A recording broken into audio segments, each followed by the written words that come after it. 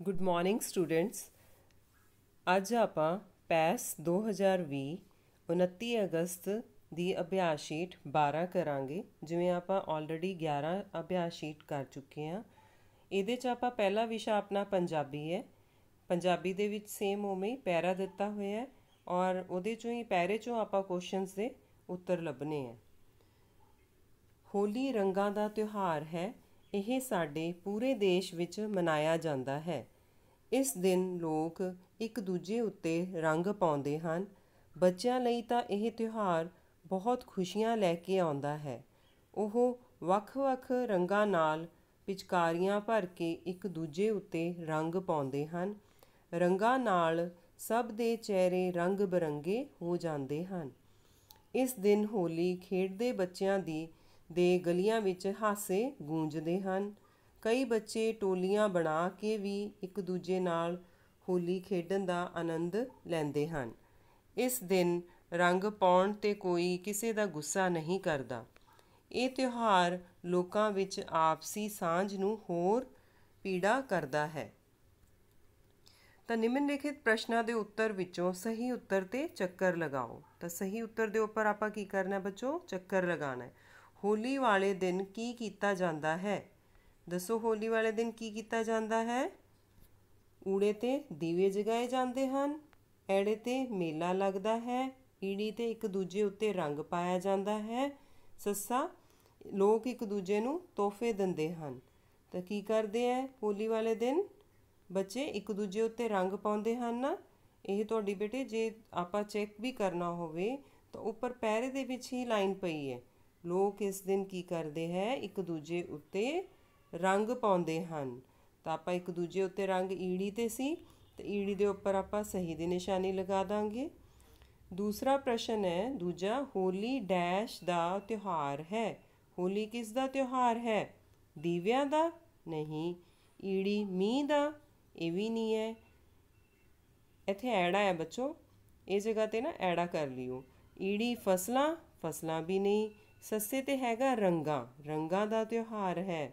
ਤਾਂ ਆਪਾਂ ਉੱਪਰ ਪਹਿਲੀ ਲਾਈਨ ਦੇ ਵਿੱਚ ਦੇਖੋ ਇੱਥੇ ਆਇਆ ਹੋਇਆ ਨਾ, ਹੋਲੀ ਰੰਗਾਂ ਦਾ ਤਿਉਹਾਰ ਹੈ। ਤਾਂ ਆਪਾਂ ਰੰਗਾਂ ਦੇ ਉੱਪਰ ਕੀ ਕਰ ਦਾਂਗੇ?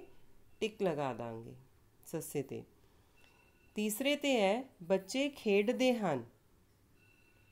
ਉੱਪਰਲੇ ਵਾਕ ਵਿੱਚ ਲਕੀਰੇ ਸ਼ਬਦ ਬੱਚੇ ਦੀ ਥਾਂ ਬੱਚਾ ਲਿਖਣ ਨਾਲ ਬਣਿਆ ਸਹੀ ਵਾਕ ਚੁਣੋ। ਹੁਣ ਉਹ ਕਹਿੰਦਾ ਉੱਪਰਲੇ ਵਾਕ ਕਿੱਥੇ ਦਿੱਤਾ ਹੋਇਆ? ਤੁਹਾਨੂੰ ਆਹ ਦਿੱਤਾ ਹੋਇਆ ਨਾ ਵਾਕ।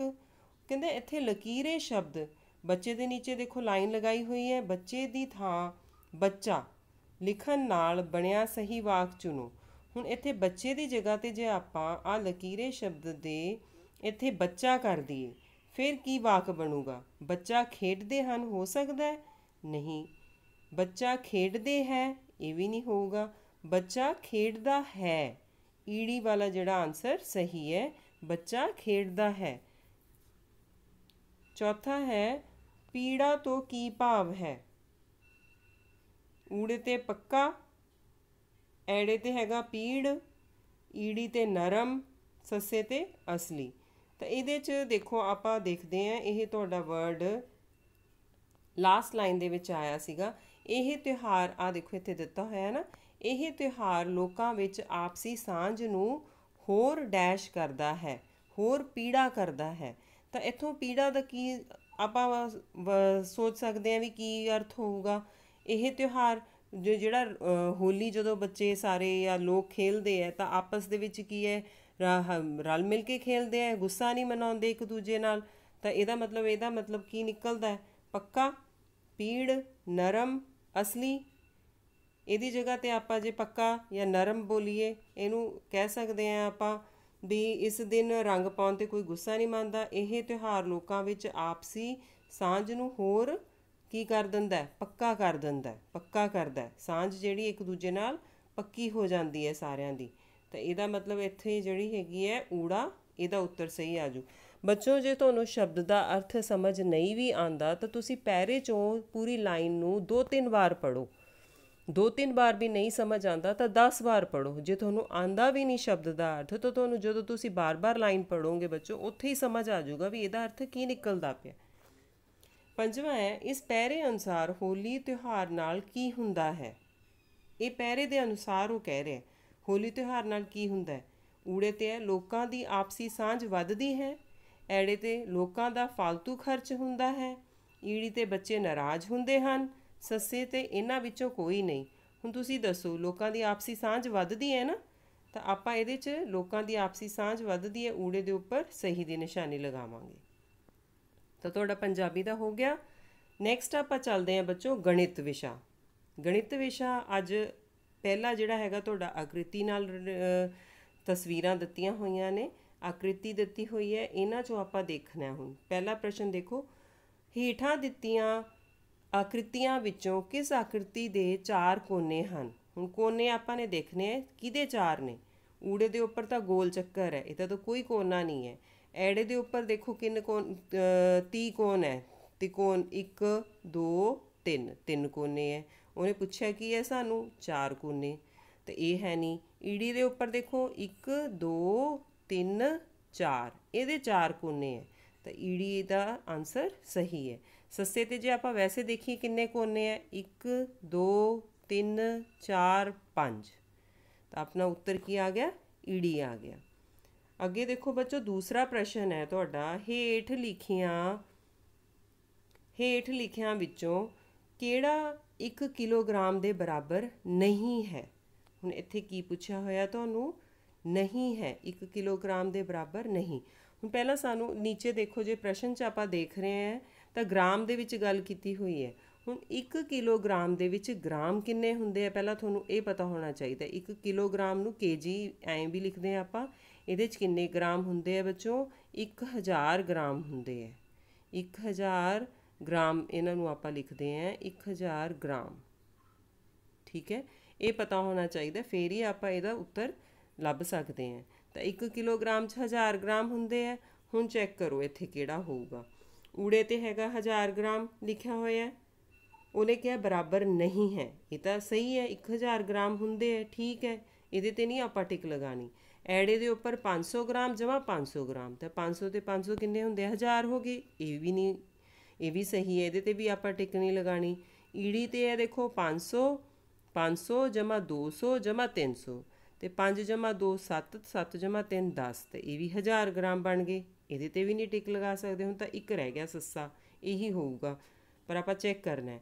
300 ਜਮਾ 500 800 ਗ੍ਰਾਮ ਹੋ ਗਏ। 800 ਜਮਾ 300 ਕਿੰਨੇ ਹੋ ਗਏ, 1100 ਗ੍ਰਾਮ, ਤਾਂ 1100 ਨਹੀਂ ਹੁੰਦੇ। ਇਹਦੇ ਤੇ ਆਪਾਂ ਟਿਕ ਲਗਾ ਦਾਂਗੇ ਵੀ ਇਹ ਸਹੀ ਨਹੀਂ ਹੈ, ਇਹਦੇ ਬਰਾਬਰ ਨਹੀਂ ਹੈ।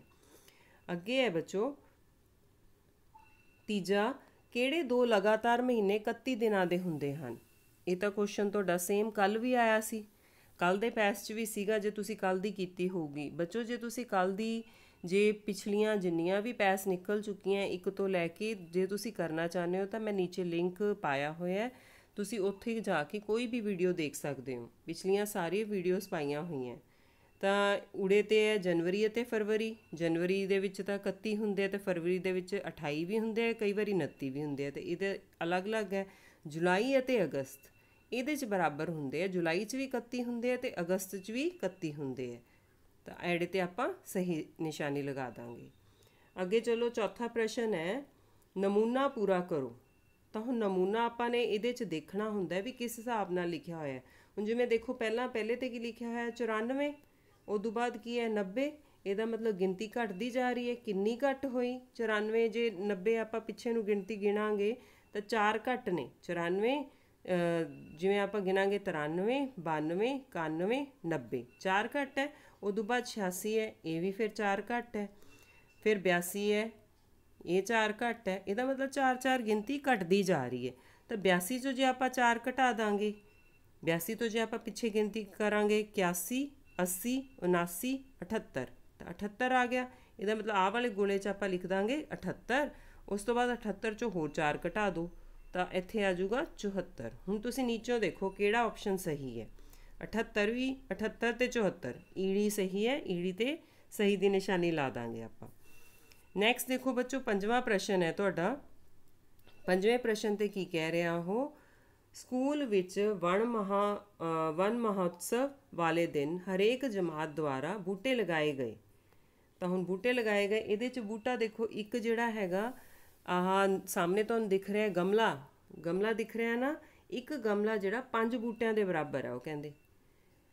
ਤਾਂ ਆਪਾਂ ਦੇਖਦੇ ਹਾਂ ਜਮਾਤ ਪਹਿਲੀ ਨੇ ਲਗਾਏ ਗਏ ਬੂਟੇ, ਇੱਥੇ ਲਿਖਿਆ ਹੋਇਆ ਆ ਜਮਾਤ ਦਿੱਤੀ ਹੋਈ ਹੈ, ਆ ਲਗਾਏ ਗਏ ਬੂਟੇ। ਤਾਂ ਇੱਕ ਬੂਟਾ ਕਿੰਨੇ ਇੱਕ ਜਿਹੜਾ ਆਹ ਗਮਲਾ ਕਿਹਦੇ ਬਰਾਬਰ ਹੈ? 5 ਬੂਟਿਆਂ ਦੇ ਬਰਾਬਰ ਹੈ।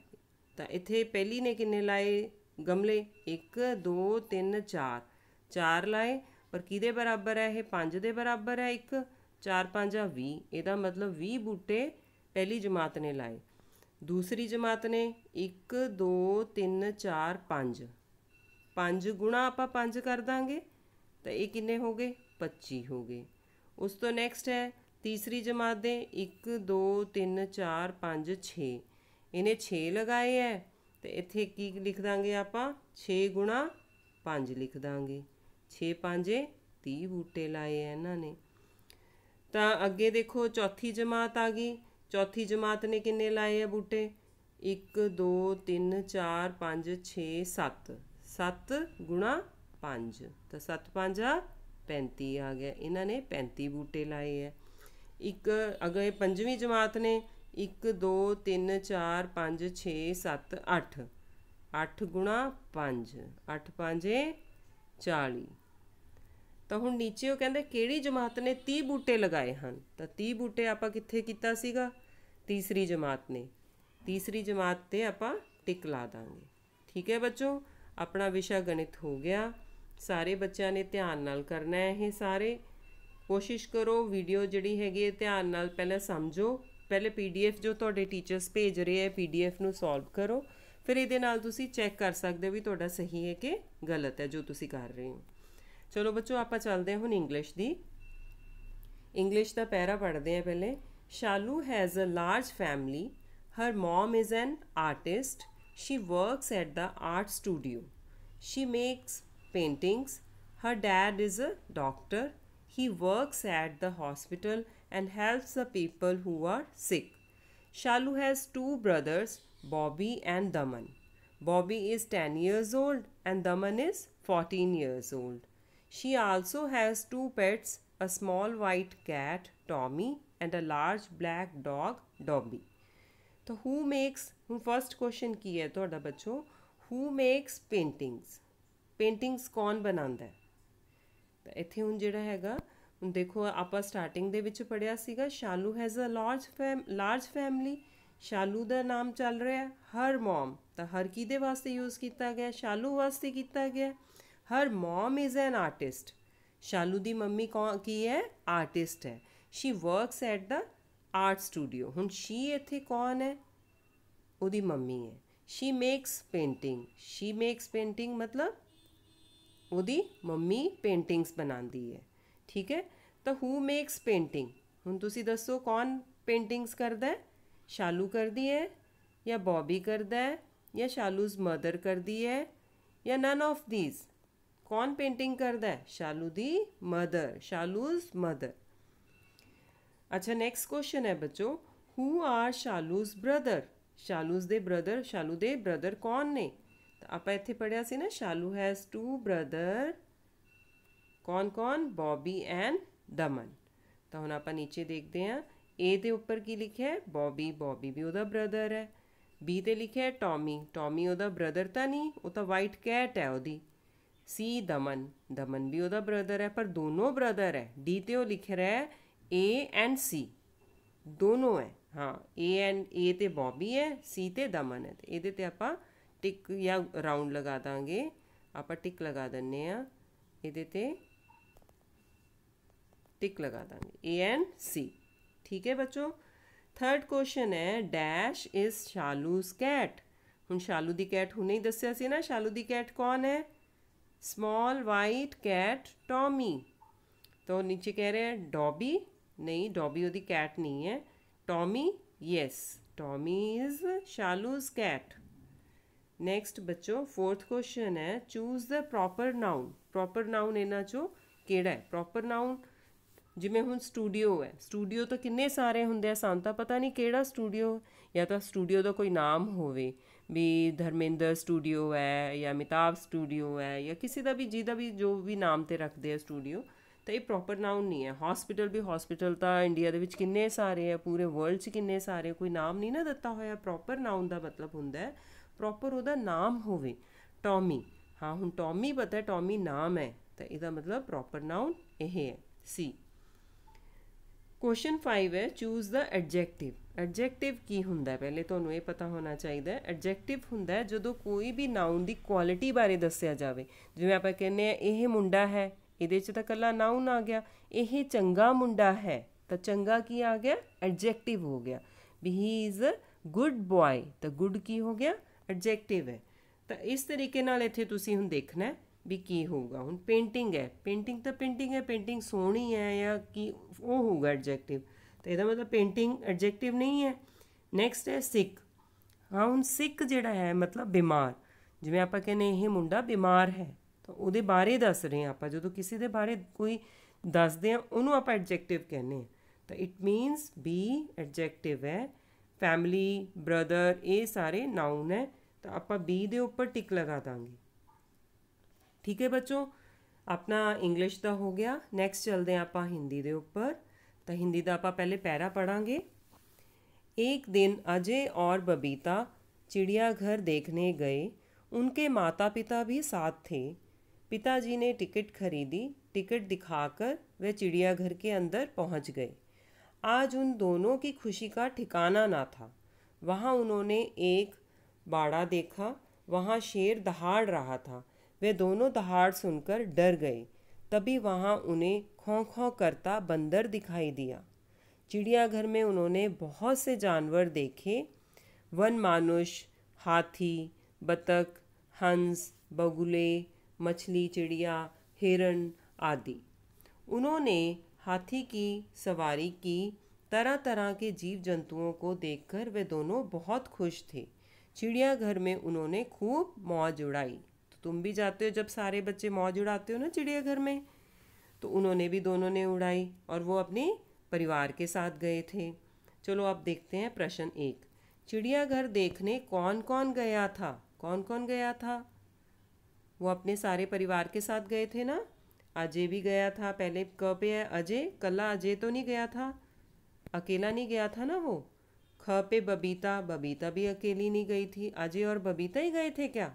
नहीं, लिखा हुआ है आपको कंफ्यूज करने के लिए। देखो आप अगर पहली लाइन देखोगे तो एक दिन अजय और बबीता चिड़ियाघर देखने गए। इसको देख के कई बच्चे इसी को टिक लगा सकते हैं, पर ध्यान से हमने पैरा पढ़ा ना, पैरे में उसके साथ ही आ गया उनके माता पिता भी साथ थे। तो हमने ये ध्यान रखना है, सीधा देख के फटाफट टिक नहीं लगा देनी। तो सारा परिवार गया था, उस पर टिक लगाएंगे। क्वेश्चंस को ध्यान से पढ़ना है, बहुत ज़्यादा जल्दी भी नहीं करनी। दूसरा प्रश्न है खौं खौं कौन कर रहा था? खौं खौं कौन कर रहा था? यहाँ पे हमने पैरे में पढ़ा था ना, खौं खौं करता बंदर दिखाई दिया। तो खौं खौं कौन कर रहा था? बंदर कर रहा था। ख पे लिखा हुआ है ना बंदर, बंदर पे निशानी लगा देंगे हम। तो आगे तीसरा प्रश्न है निम्नलिखित शब्दों में से किसमें संयुक्त व्यंजन का इस्तेमाल किया गया है? संयुक्त व्यंजन वो होते हैं जो दो वर्णों से या दो शब्दों से मिलकर बन जाते हैं। तो जैसे इसमें है क पे वन मानुष, वन मानुष जो है संयुक्त व्यंजन है। ख पे दहाड़ है, ग पे बत्तख है, घ पे चिड़ी है। तो ये नहीं है, इनमें से क पे वन मानुष ये संयुक्त व्यंजन है। प्रश्न 4 है चिड़ियाघर के भीतर जाने के लिए आपके पास क्या होना अनिवार्य है? अनिवार्य का मतलब होता है बेटे जो जरूरी हो। अनिवार्य को कहते हैं जरूरी। क्या जरूरी है? क पे है खाना, खाना जरूरी है। ख पे परिवार, ग पे टिकट, घ पे जानवर। तो क्या होना जरूरी है? टिकट होना जरूरी है, तो ही अंदर जा सकते हो ना, टिकट। प्रश्न 5वां है खुशी का कोई ठिकाना ना था। इस वाक्य में खुशी का ठिकाना ना था से क्या भाव है? क्या समझते हो आप इससे? खुशी का कोई ठिकाना ना था ना, जो दोनों गए थे, सारा परिवार गया था, तो बच्चों का तो कोई खुशी का ठिकाना ही नहीं था, बहुत खुश थे वो तो इसमें क पे देखते हैं क्या लिखना है हमने। खुशी बेघर थी। ख बहुत खुश होना। ग पे इधर उधर घूमना। घ पे बहुत दुखी होना। तो इसमें क्या आएगा? बहुत खुश होना। इस पे टिक लगा देंगे हम। अच्छा बच्चों, एक मिनट। अच्छा बच्चों, अब हम विषय वातावरण का करेंगे। हमारा हिंदी का हो गया है, ਤਾਂ ਪੰਜਾਬੀ ਦੇ ਵਿੱਚ ਹੀ ਹੈ ਬੇਟਾ ਆਪਣੀ ਵਾਤਾਵਰਣ। ਤਾਂ ਆਪਾਂ ਦੇਖੋ ਹੁਣ ਪਹਿਲਾ ਹੈਗਾ ਪ੍ਰਸ਼ਨ, ਹਾਕੀ ਕਿੱਥੇ ਖੇਡੀ ਜਾਂਦੀ ਹੈ? ਹਾਕੀ ਕਿੱਥੇ ਖੇਡੀ ਜਾਂਦੀ ਹੈ? ਊੜੇ ਤੇ ਹੈ ਕਮਰੇ ਵਿੱਚ?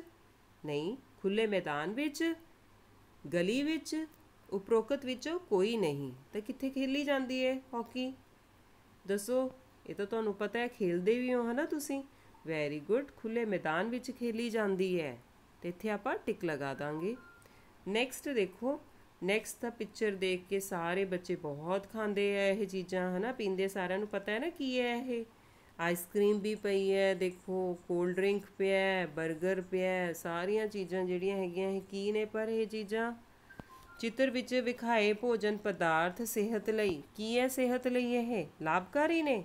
ਨਹੀਂ। ਐੜੇ ਤੇ ਹਾਨੀਕਾਰਕ, ਹਾਨੀਕਾਰਕ ਹੈ ਇਹ ਸਾਰਾ। ਤਾਂ ਅਸੀਂ ਹਾਨੀਕਾਰਕ ਤੇ ਲਗਾਉਣਾ ਹੈ। ਇਹ ਚੀਜ਼ਾਂ ਸਾਨੂੰ ਖਾਣੀਆਂ ਨਹੀਂ ਚਾਹੀਦੀਆਂ। ਤੀਸਰੇ ਤੇ ਹੈ ਵੱਖਰਾ ਚੁਣੋ। ਵੱਖਰਾ ਮਤਲਬ ਹੁੰਦਾ ਸਭ ਤੋਂ ਅਲੱਗ। ਊੜੇ ਤੇ ਹੈ ਜੜਾਂ, ਐੜੇ ਤੇ ਹੈ ਫੁੱਲ, ਈੜੀ ਤੇ ਹੈ ਫਲ, ਸੱਸੇ ਤੇ ਹੈ ਵੇਲ। ਹੁਣ ਇਹਨਾਂ ਚੋਂ ਸਾਰਿਆਂ ਚੋਂ ਕਿਹੜਾ ਵੱਖਰਾ ਹੈ ਤੁਸੀਂ ਇਹ ਦੇਖਣਾ ਹੈ। ਹੁਣ ਜੜਾਂ ਨੀਚੇ ਜ਼ਮੀਨ 'ਚ ਹੁੰਦੀਆਂ ਨੇ, ਫੁੱਲ ਉੱਪਰ ਹੈ, ਫਲ ਵੀ ਉੱਪਰ ਹੈ, ਵੇਲ ਵੀ ਉੱਪਰ ਹੈ। ਜੇ ਇਸ ਤਰੀਕੇ ਨਾਲ ਆਪਾਂ ਦੇਖੀਏ ਤਾਂ ਆਪਣਾ ਉੱਤਰ ਕੀ ਆ ਜਾਊਗਾ? ਵੱਖਰਾ ਇਹਨਾਂ 'ਚੋਂ ਜੜ ਹੁੰਦੀ ਹੈ। ਚੌਥਾ ਹੈਗਾ ਵਿਟਾਮਿਨ ਸਾਡੇ ਸਰੀਰ ਨੂੰ ਕਿਸ ਤੋਂ ਬਚਾਉਂਦੇ ਹਨ? ਵਿਟਾਮਿਨ ਸਾਡੇ ਸਰੀਰ ਨੂੰ ਕਿਸ ਤੋਂ ਬਚਾਉਂਦੇ ਆ? ਬਿਮਾਰੀਆਂ ਤੋਂ ਬਚਾਉਂਦੇ ਹਨ। ਐੜੇ ਤੇ ਧੁੱਪ ਤੋਂ, ਗਰਮੀ ਤੋਂ, ਉਪਰੋਕਤ ਕਿਸੇ ਤੋਂ ਵੀ ਨਹੀਂ। ਆਪਾਂ ਨੂੰ ਬਿਮਾਰੀਆਂ ਤੋਂ ਬਚਾਉਂਦੇ ਹਨ। ਪੰਜਵੇਂ ਤੇ ਹੈ ਬੱਚੋ, ਮੋਟਰਸਾਈਕਲ ਚਲਾਉਂਦੇ ਸਮੇਂ ਮੋਬਾਈਲ ਤੇ ਗੱਲ ਕਰਨ ਨਾਲ ਕੀ ਹੋਊਗਾ? ਜੇ ਤੁਸੀਂ ਮੋਟਰਸਾਈਕਲ ਦੇ ਉੱਪਰ ਮੋਬਾਈਲ ਲਗਾਇਆ ਹੋਊਗਾ, ਸੁਣ ਰਹੇ ਹੋ, ਗੱਲਾਂ ਕਰ ਰਹੇ ਹੋ, ਸਮੇਂ ਦੀ ਬਚਤ ਹੁੰਦੀ ਹੈ? ਨਹੀਂ, ਸਮੇਂ ਦੀ ਬਚਤ ਨਹੀਂ ਹੁੰਦੀ। ਦੁਰਘਟਨਾ ਹੋ ਸਕਦੀ ਹੈ? ਦੁਰਘਟਨਾ ਹੋ ਸਕਦੀ ਹੈ। ਐੜੇ ਤੇ ਇਹ ਆਊਗਾ। ਸਫ਼ਰ ਚੰਗਾ ਤਾਂ ਬੀਤਦਾ ਨਹੀਂ, ਜੋ ਦੁਰਘਟਨਾ ਹੀ ਹੋਗੀ ਬੇਟੇ ਸਫ਼ਰ ਕਿੱਥੋਂ ਚੰਗਾ ਹੋ ਜਾਊਗਾ? ਟ੍ਰੈਫਿਕ ਨਿਯਮਾਂ ਦੀ ਵੀ ਪਾਲਣਾ ਨਹੀਂ ਕਰਦੇ। ਆਪਾਂ ਨੂੰ ਕਹਿੰਦੇ ਆ ਨਾ ਵੀ ਗੱਡੀ ਚਲਾਉਂਦੇ ਹੋਏ ਜਾਂ ਮੋਟਰਸਾਈਕਲ ਚਲਾਉਂਦੇ ਹੋਏ ਮੋਬਾਈਲ 'ਤੇ ਗੱਲ ਨਹੀਂ ਕਰਨੀ ਚਾਹੀਦੀ। ਤਾਂ ਇਹ ਬੱਚੋ ਤੁਹਾਡਾ ਅੱਜ ਦੀ ਸੀਗੀ। ਤੁਸੀਂ ਉਮੀਦ ਕਰਦੀ ਹਾਂ ਤੁਸੀਂ ਪਿਛਲੀਆਂ ਵਰਕਸ਼ੀਟਸ ਵੀ ਬਹੁਤ ਧਿਆਨ ਨਾਲ ਕਰ ਰਹੇ ਹੋਵੋਗੇ। ਸਾਰੇ ਬੱਚਿਆਂ ਨੇ ਆਪਣਾ PDF ਤੋਂ ਦੇਖ ਕੇ ਪਹਿਲਾਂ ਕਰਨਾ ਹੈ, ਫਿਰ ਤੁਸੀਂ ਆਪਣੀ ਇਹਦੇ ਨਾਲ ਚੈੱਕ ਕਰ ਸਕਦੇ ਹੋ। ਓਕੇ ਬੱਚੋ, ਨੈਕਸਟ ਵੀਡੀਓ 'ਚ ਆਪਾਂ ਮਿਲਦੇ ਹਾਂ। ਬਾਕੀ ਜੋ ਤੁਹਾਨੂੰ ਕੋਈ ਪ੍ਰੋਬਲਮ ਹੈ ਆਪਣੀ ਕਮੈਂਟ ਬਾਕਸ ਦੇ ਵਿੱਚ ਜ਼ਰੂਰ ਸ਼ੇਅਰ ਕਰਿਆ ਕਰੋ। ਅਤੇ ਜਿਹੜੇ ਤੁਹਾਡੇ ਨਾਲ ਦੇ ਬੱਚੇ ਹੈ ਕਈ ਜਿਨ੍ਹਾਂ ਨੂੰ ਨਹੀਂ ਪਤਾ, ਤੁਸੀਂ ਉਹਨਾਂ ਨੂੰ ਵੀ ਦੱਸੋ, ਉਹਨਾਂ ਨਾਲ ਵੀ ਵੀਡੀਓ ਸ਼ੇਅਰ ਕਰੋ ਤਾਂ ਕਿ ਸਾਰੇ। ਔਰ ਪਿਛਲੇ ਜਿਹੜੇ ਜਿੰਨੀਆਂ ਵੀਡੀਓਜ਼ ਹੈ ਤੁਸੀਂ ਸਬਸਕ੍ਰਾਈਬ ਕਰੋਗੇ ਚੈਨਲ, ਤਾਂ ਤੁਹਾਨੂੰ ਸਾਰੀਆਂ ਨਾਲ ਦੀ ਨਾਲ ਜਦੋਂ ਵੀ ਮੈਂ ਅਪਲੋਡ ਕਰਦੀ ਹਾਂ ਤੁਹਾਡੇ ਕੋਲ ਆਪਣੇ ਆਪ ਹੀ ਪਹੁੰਚ ਜਾਣਗੀਆਂ। ਥੈਂਕ ਯੂ ਬੱਚੋ।